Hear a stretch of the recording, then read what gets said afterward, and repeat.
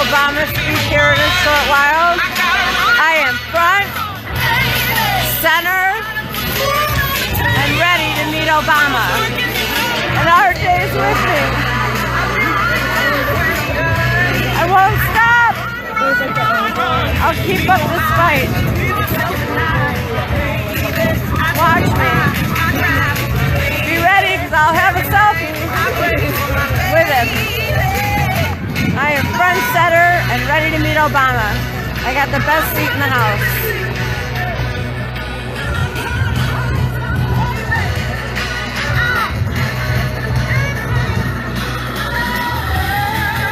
Hey, I see I got some people online. Listen, I want to know who I'm the support of.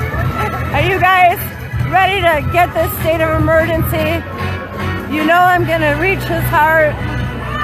The people of Cleveland and all across the country are speaking out. They're signing the petition. We need a state of emergency. I know he wants to do it. We're going to get his support today. He's going to see RJ's face and he's going to meet me. And I'm going to touch his heart. And I'm going to meet Obama, and it's going to happen. We're going to do this. We're going to get the help we need here in Cleveland and across the country. I know, because I believe. Do you people believe? Let me see some thumbs up. Can I get a believer? I know there's at least a couple people watching. You know we need a state of emergency, and we're going to get it. Today I'm going to meet Obama. I'm front and center. There's no one in front of me. The only one that's going to be in front of me is the president. There's the podium. You know I'm going to meet Obama today. You know that he's going to hear RJ's story and hear my story and hear the story of so many of those that I know that we've all lost. He's going to hear our stories. He's going to know how much Ohio is suffering, how much Cuyahoga County is suffering. He's going to hear it from me. He's going to see me. He's going to see my son's face. He's going to see the face of that little boy that my son left behind. And it's going to be heard. Our story is going to be heard today. I won't quit. I can't quit. How can I possibly quit? Even if I don't have no more heroin for long, I still won't quit. I won't shut up. I won't go away. I won't take the blame or the shame. No more heroin, you guys. Let me see a thumbs up. Can I get some love here? I know there's a couple people watching. Don't be afraid to throw me a heart or a thumbs up. We're going to get this message to Obama today. No more heroin. I've got copies of the Parker resolution with me. This is not a rally against heroin. President Obama is in Cleveland, Ohio, and I am going to be meeting him today. I am front and center. What you see behind me is the podium where President Obama is going to be speaking today. There's no one in front of me except the president. Come 11:30, somewhere around there. So know that I'm out here fighting for all of us mothers and daughters and brothers and sisters and fathers and friends and loved ones, all of us left behind, all of those lives who have been lost. I'm out here fighting for everyone who's struggling with addiction and can't find treatment. We need an emergency, a state of emergency, and I'm out here fighting for it. And we're going to get our state of emergency. We're going to get the attention of the President of the United States today. I am here. There is no one standing in front of me except the President in a little while. And I am going to have my son's picture front and center. He will have no choice but to see me and to see my shirt, my memorial shirt of my son left behind. He will have no choice but to face me and to see my son and my grandson. He will have no choice but to know that people are being lost. We are losing our loved ones, and we can't take it anymore. No more heroin. He will see this. He will hear this. He will know. he will know. A couple weeks ago, I met Bill Clinton. Today, I'm going to meet the President of the United States. I will not stop. All of you people who have tried to push me down because I won't shut up and I won't go away and I'm the biggest mouth on Facebook, you ain't seen nothing yet. I am going to push and push until we get our state of emergency. We deserve it. Our loved ones deserve it. Our country deserves it. We need to heal our sick and suffering. And President Obama will see my son, and he will see me, and he will hear me, and he will shake my hand, and he will talk to me today. Because when he comes around to shake hands, I'm front and center. And he'll see me the whole time that he's talking, because I'm the first thing that he'll see. He will see me. He will see my son. He will see my shirt. He will see my pain. He will see the hope in my face when I look to him for help, for our county, for our state, for our country. I will speak for all of us. I will speak for all of us. I want this video to make it around to every single group in the recovery community. I'm shaking like a leaf. It's freezing out here. I'm nervous. I'm impassioned. But I'm going to do this because I don't want anyone to suffer the way that I've suffered and the way that my son suffered. That's my hand shaking, and that's okay. But I'm going to do this, and I'm going to stand strong, and I'll continue to stand strong for all of us. And I'm not going to go away. And we should never go away. We're going to speak up. We're going to scream out. Invite your friends to this video right now. Invite your friends. Get everybody in here. We need this. We need a state of emergency.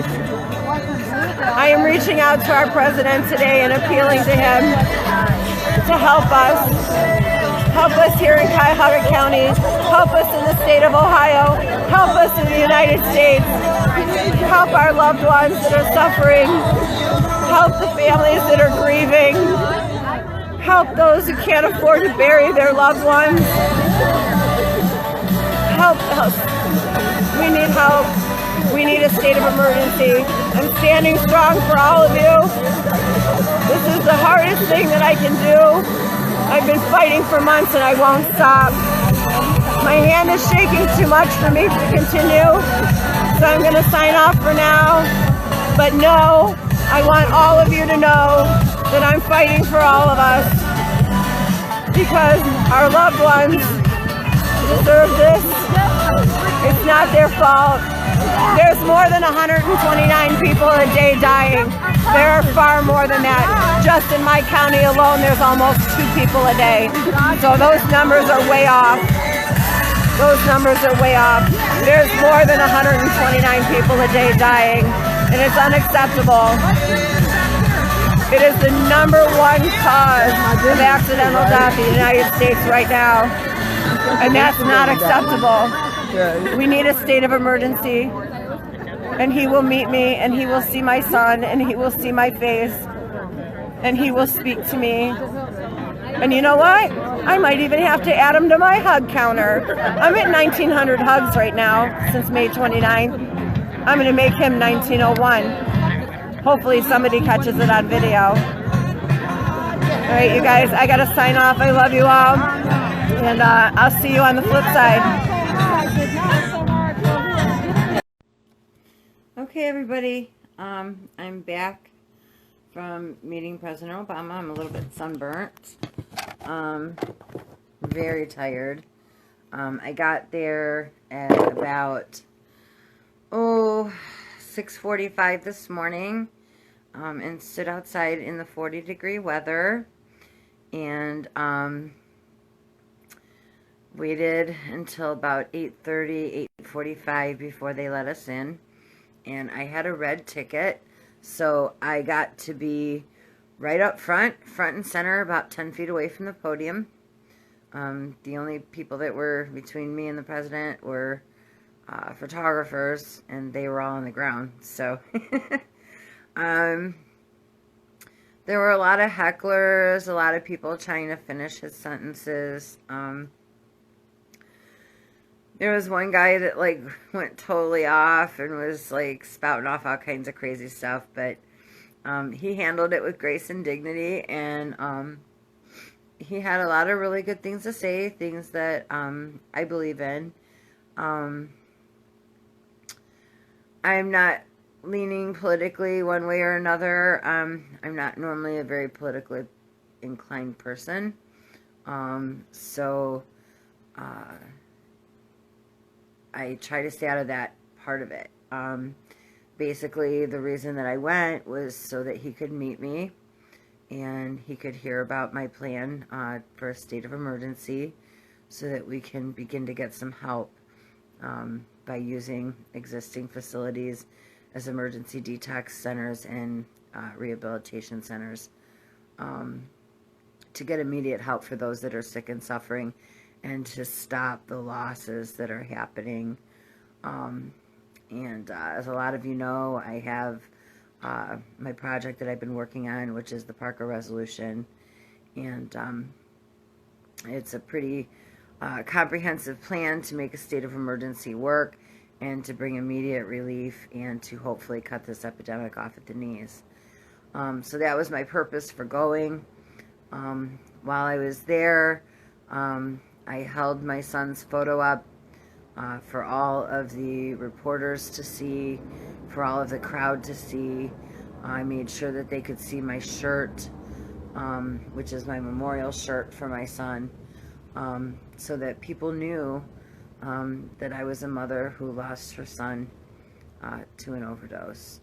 And I believe that I touched a lot of hearts today, and especially that of President Obama. And so a little bit about how that went. After his speech was over, he came across the front and was greeting people. And we were told, don't hand him anything.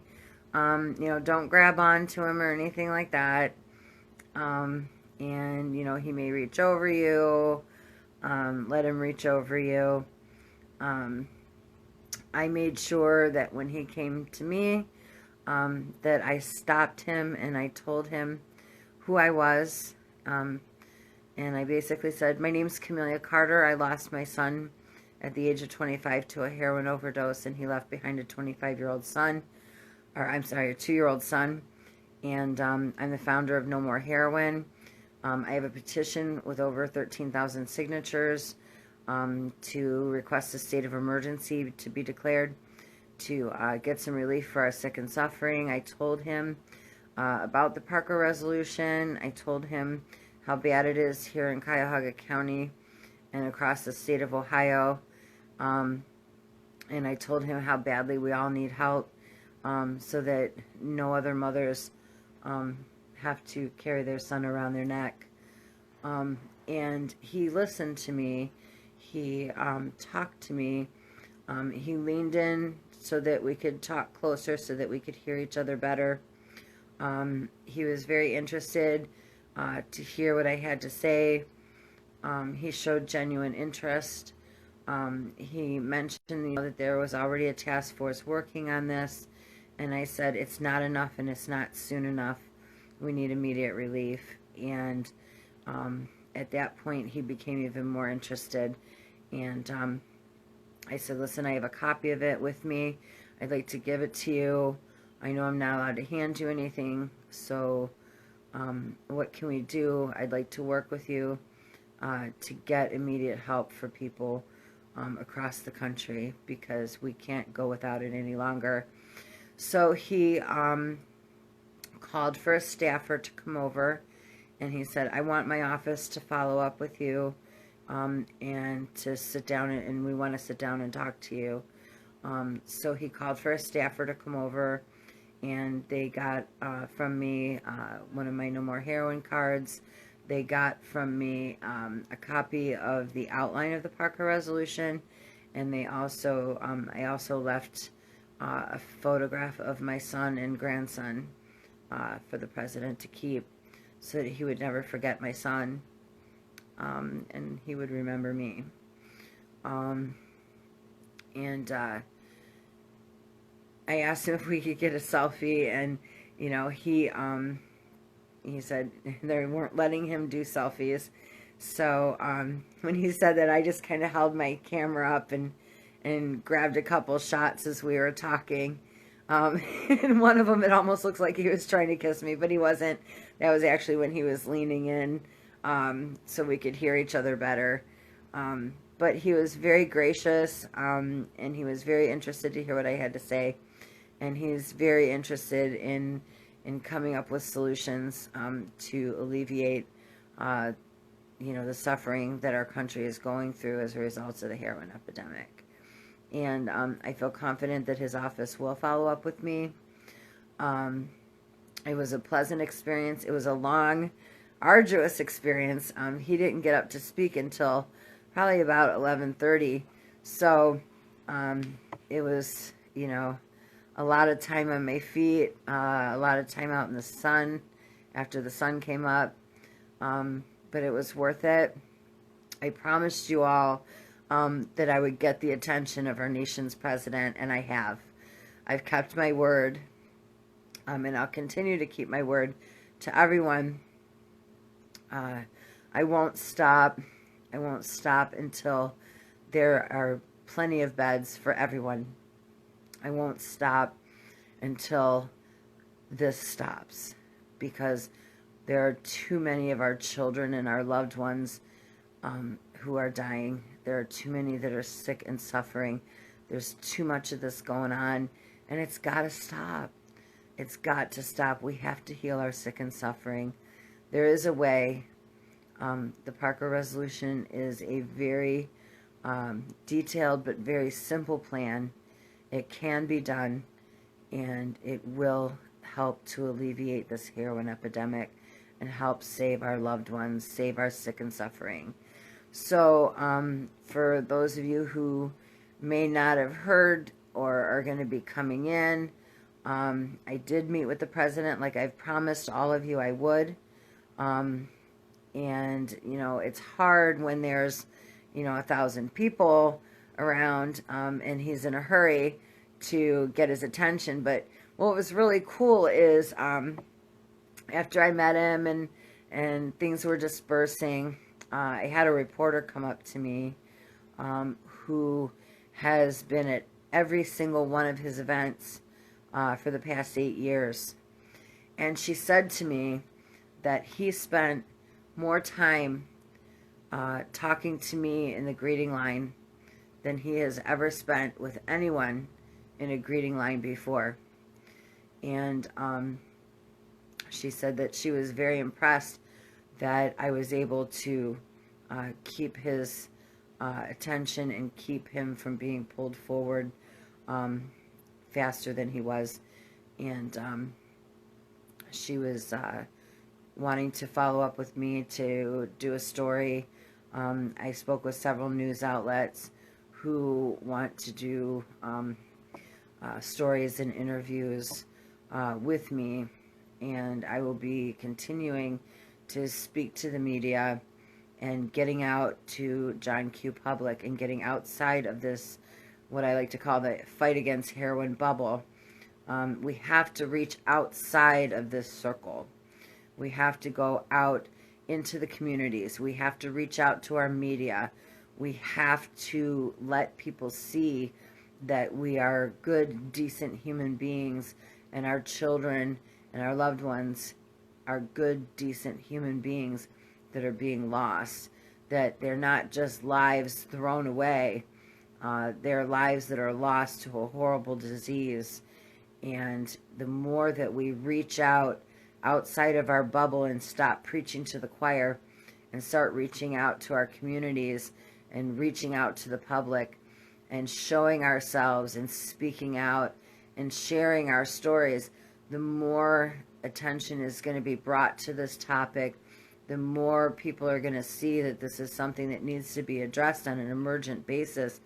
We can't afford to sit in meetings and, backroom powwows and things like that We have got to take immediate action. This is an emergency. We have thousands of people dying every single month. This is the #1 cause of accidental death in the United States right now. And it's completely unacceptable. And it's avoidable. It's avoidable. If the help is available, if the beds are available, if the treatment is available, if naloxone is readily available, you know, all of these things need to happen. There's much more that needs to happen. We need to have support for families who are experiencing a sudden loss, both with crisis counselors on site to help notify families properly instead of families finding out on Facebook that their loved ones have passed. We need to make sure that there's funds available for families who are unable to afford final arrangements for their loved ones. We need to make sure that there's crisis funding for families who are experiencing a financial crisis due to the loss of a loved one. I myself have experienced this firsthand. I know I'm not alone. I've spoken with a lot of mothers, single mothers, who don't have support systems in place that can help take care of them financially while they're trying to grieve and go through the grieving process and are unable to work. There are a lot of things that need to be put into place, a lot of things that people don't address. The Parker resolution is completely comprehensive. You can view it on the update section of the petition on change.org if you want to know more about it. It's a basic outline. It's not every single tiny little detail. I've been trying to get a hold of our legislators relentlessly and have had no response.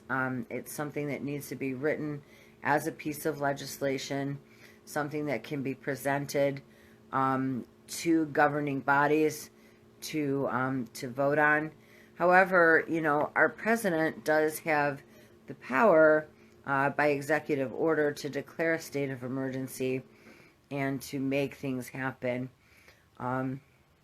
If he were to do so, I'm certain that he would be able to secure the funding needed if he were to declare a state of emergency. So that's what I'm hoping for. I know it's going to be very difficult. I know it's not easy to just, you know, wave a magic wand. This is not something that'll be easily accomplished, but I believe it can be accomplished, and I believe it must be accomplished. We need to make sure that there is enough treatment and there are enough beds, and we need to make sure that there's support, not just for those that are sick and suffering, but also for those that are left behind.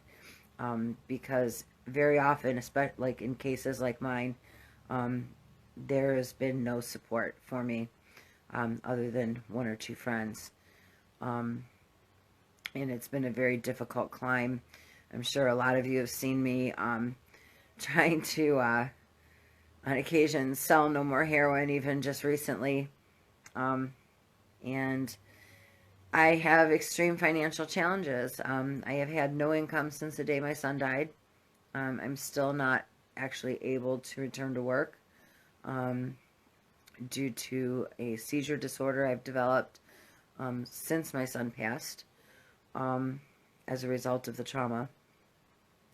Many women, many men, many loved ones experience a lot of challenges that prevent them from working, and they lose their jobs. Many people have to move in with relatives.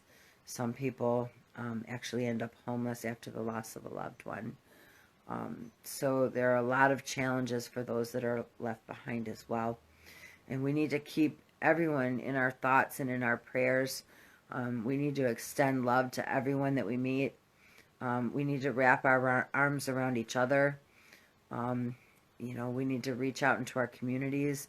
One of the things that I'm doing that you can do is speak to your local gas stations and stores, any place that has a public restroom as a place for a potential overdose. And so what you can do is you can reach out to your local businesses and talk to them about naloxone. Talk to them about how to obtain it. Talk to them about getting trained in administration of naloxone so that if someone comes onto their premises and overdoses, they know how to respond to it and they can keep naloxone, aka Narcan, in their first aid kits. This is something that's really important. I'd like to encourage all of you to talk about naloxone with business owners. Now, if you don't have a naloxone program or a Narcan program in your area, I would suggest going on getnaloxonenow.org and putting in your area, contacting the phone number if there's not a program in your area, and see how you can get a program in your area so that you can have naloxone readily available. Excuse me. I know I look very tired. I am. It is exhausting doing what I do. I try to do this full time. My health doesn't allow me to do it completely full time. But I do this because it's all I know to do. I do this because I lost my son and I know what it feels like to lose someone that you love so deeply. And I don't want anyone to go through what I've been going through.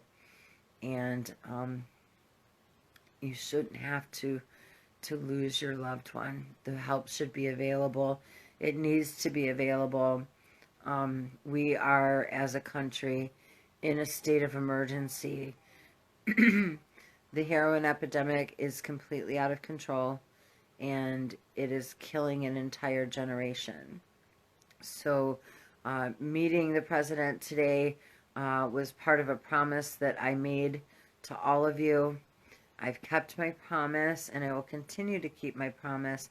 I will continue working diligently to help get a state of emergency, both in the state of Ohio and across our country.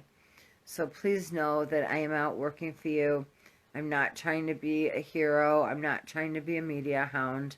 I'm not trying to be a profiteer.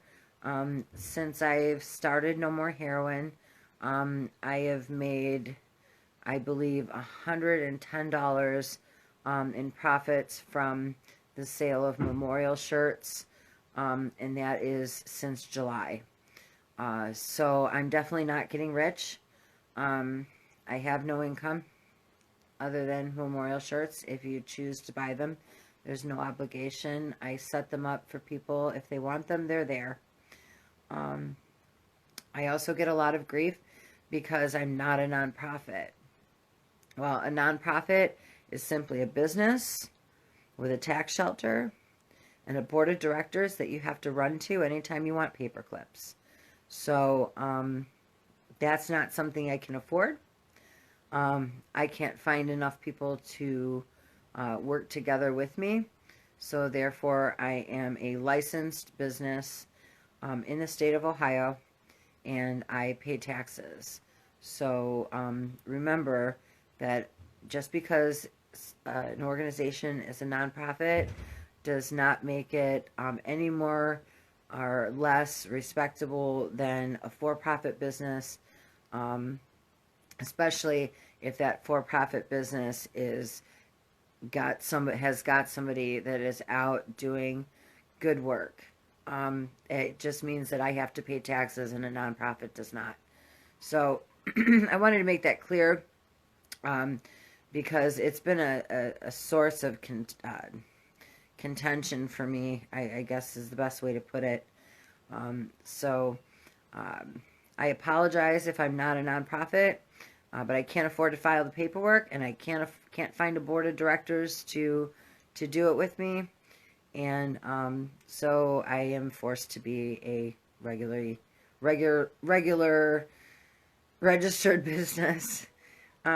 So I don't think that should make me any less respectable or viable or valid.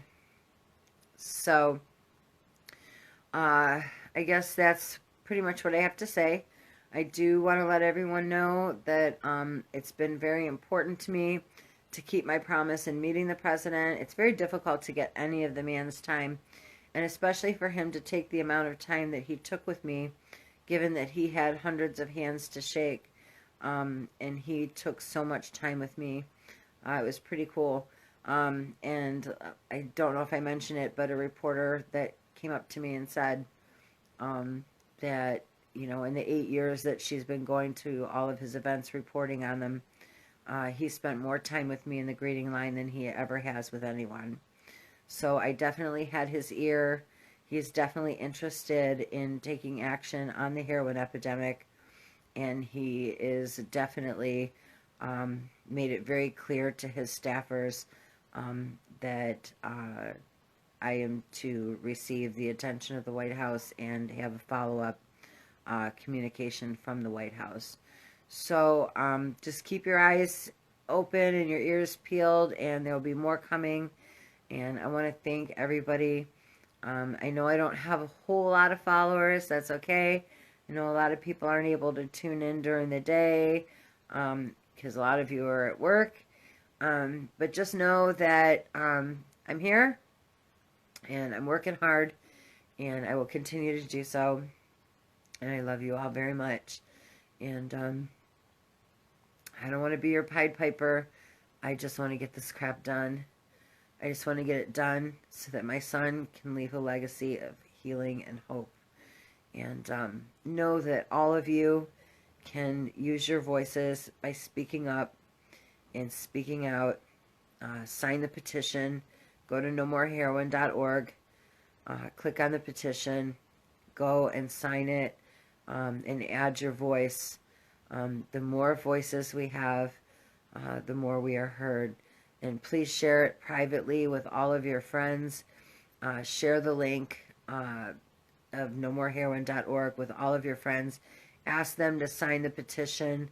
Not all of your friends follow you, so privately message the link to the petition to all of your friends, please.